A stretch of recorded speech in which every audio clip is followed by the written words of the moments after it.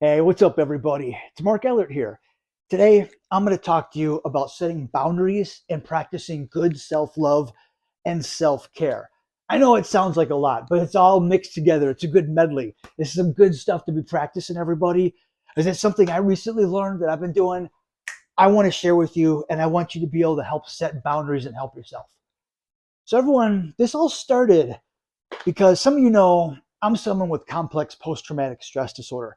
I've been through a lot in my lifetime, and one of which was an attempted suicide at the age of 19.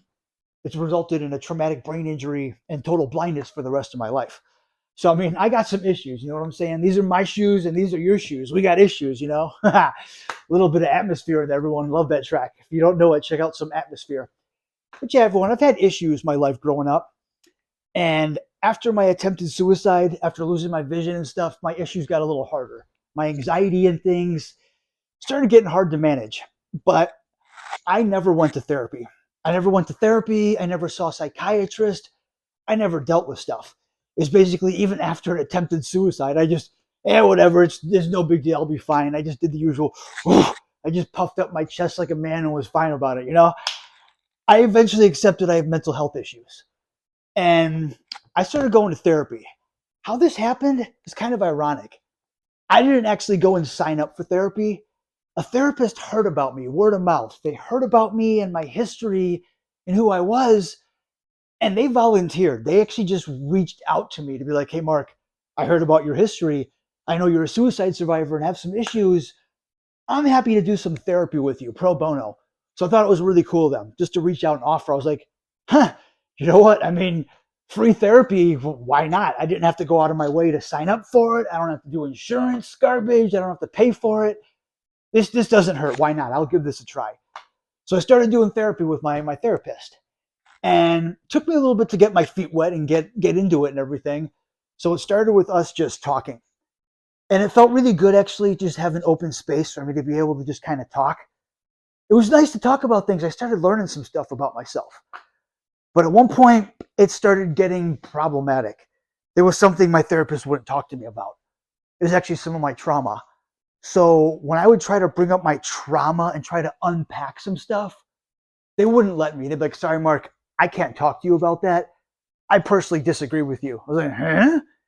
My therapist said that they disagreed with me about my trauma. They kind of thought I was in the wrong. And they actually took sides with the aggressor, with the person who traumatized me. So they wouldn't talk to me about it. So to me, that was damaging. That was something I needed to unpack, that I needed to process and talk about. That was like my trauma, you know? So the fact that my therapist wouldn't talk to me about it and they took sides, it made me very anti-therapy. I took a big turn. I was like, wow, I don't want to do this. It made me like I didn't want to go to therapy. I was resistant going to it. I was like, oh crap, I got therapy today. I didn't like going and didn't want to. And in therapy, I was just, what's the point of this? I'm just gonna, yeah, whatever. It was hard for me to want to open up to someone and talk to someone that I feel like, not that didn't care, but had a different opinion. I felt like I was being judged. I felt like there was a difference. So it was hard for me to want to open up to this person and talk to them. So that's why it made my therapy basically just stop. Basically, I realized my therapy wasn't helpful. I signed up for therapy. I mean, I didn't sign up for it, but I started doing therapy because I wanted it to be able to help me. So once I started therapy and I started noticing it was being more problematic, in my free time, I would actually be kicking stones and be angry going to therapy. Like, oh man, I got to go be at therapy today. I was regretting it and not looking forward to it.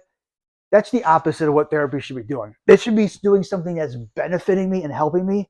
It shouldn't do something that makes me upset or angry. It shouldn't be something I'm not looking forward to, like, oh, we got to go to the doctor. It's not how therapy should be. It's supposed to be for my mental health to help me. So that's why at one point I let that therapist go.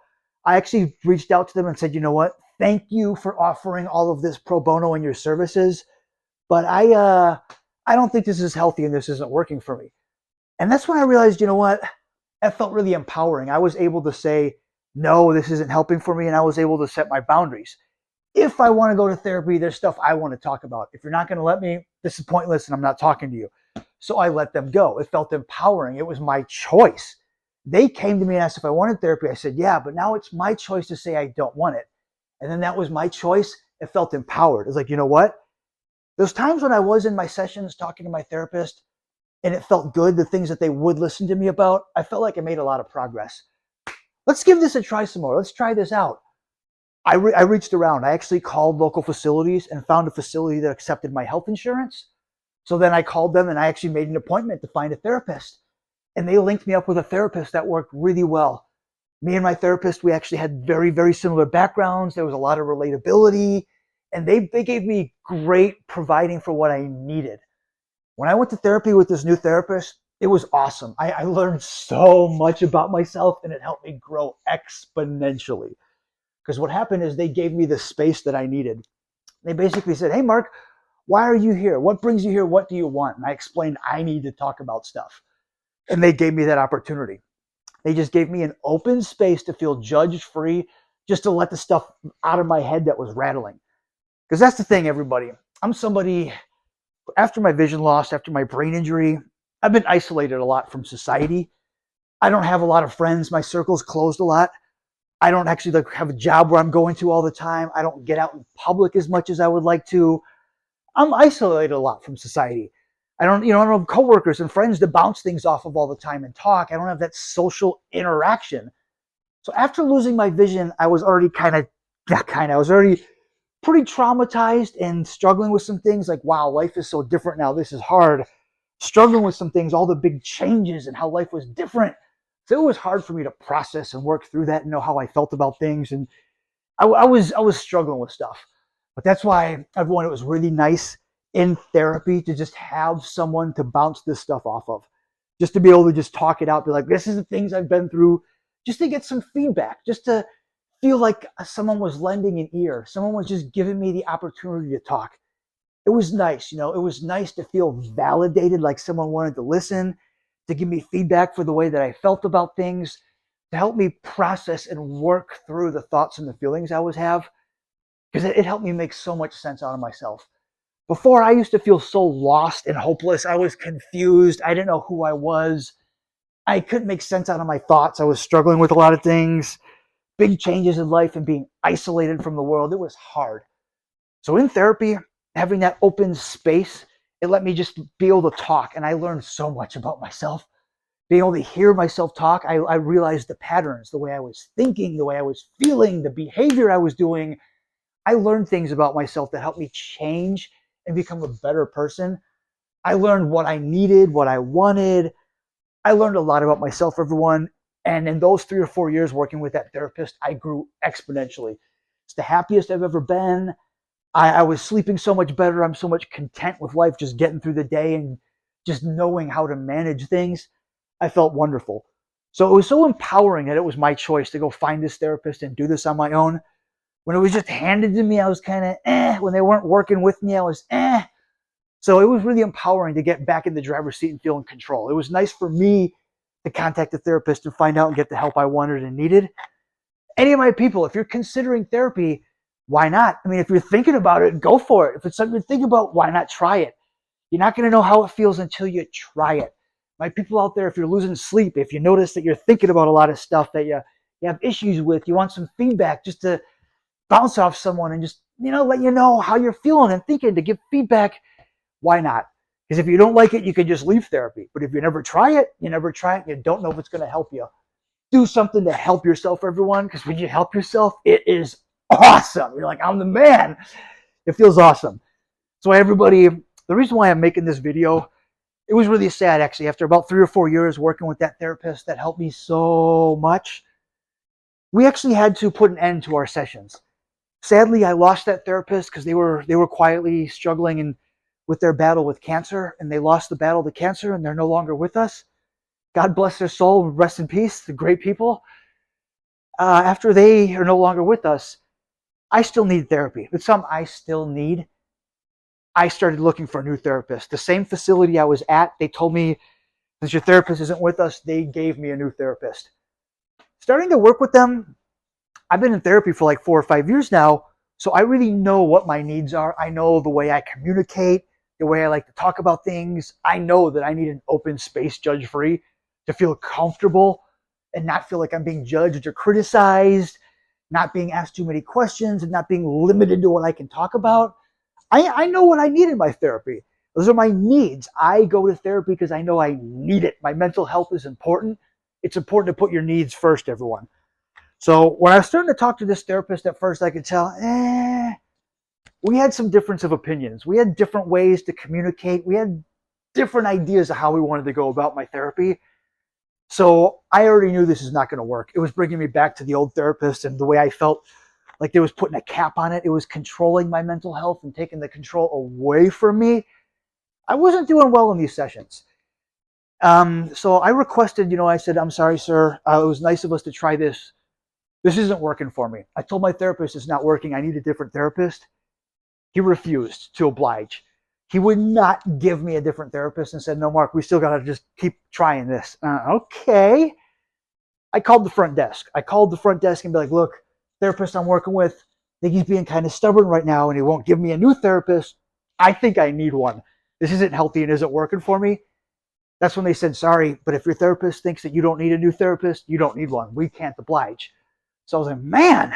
So I did the man thing. I just puffed it out and I just dealt with it. I said, okay, I'm just going to deal with it. I tried to give it a chance a little bit. Maybe over time we'll be able to change some things.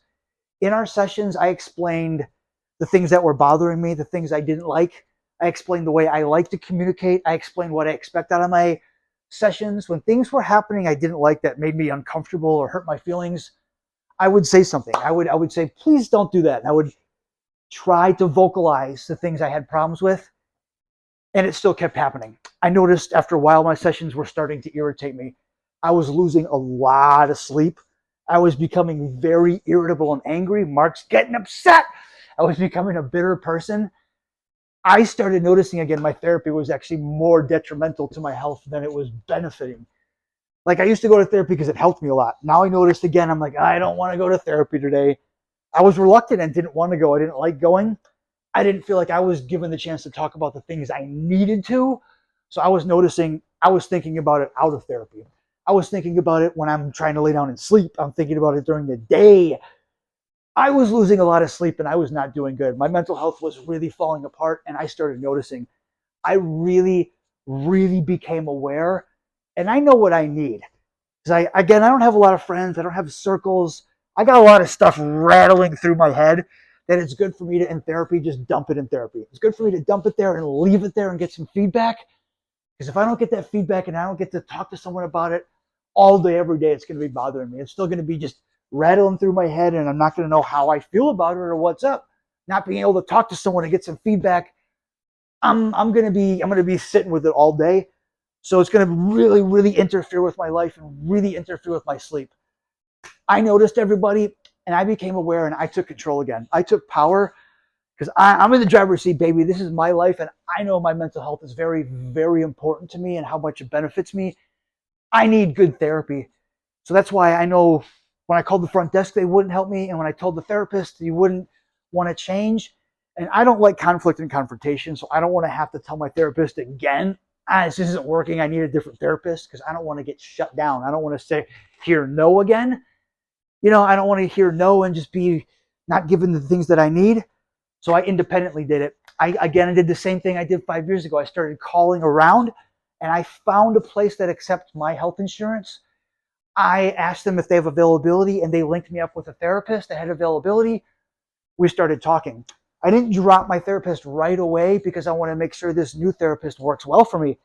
We gave it a couple sessions, we worked through, and I know this is working for me. This is actually helping me a lot, and I'm noticing it's affecting my mental health. I'm sleeping better again. I feel like I'm leaving the things in therapy I need to and able to go about my life. So everyone, that's why it's very, very important to actually take care of yourself and do mental health. It's important to set boundaries and do self-love and self-care. I knew that therapists 6 years ago wasn't working when they wouldn't talk to me about my trauma. I knew that the therapist right now that I was working with wasn't working for me. And I had to set boundaries because the thing is, everyone, I was doing too much self-sacrifice. I was being Mr. Nice Guy. I was being empathetic. I'm like, I don't want to tell my therapist this isn't working. I don't want to hurt their feelings. I don't want to leave my therapist. This is a relationship. We've been working together for a year. I don't want to just up and leave them. I don't want them to go, oh no, what did I do wrong? Why isn't Mark happy? I was putting their mental health first. I needed to go to therapy because I was struggling with my mental health. So that's pretty asinine of me to put my therapist's mental health first and be too concerned about that. Don't let yourself do that, everyone.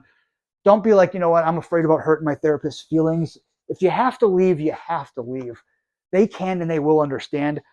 We're getting into this because we need it. It's important to put your needs and your priorities first, everyone. We have an agenda. My mental health is my agenda because I love myself. I have self-love and self-care, and I set boundaries.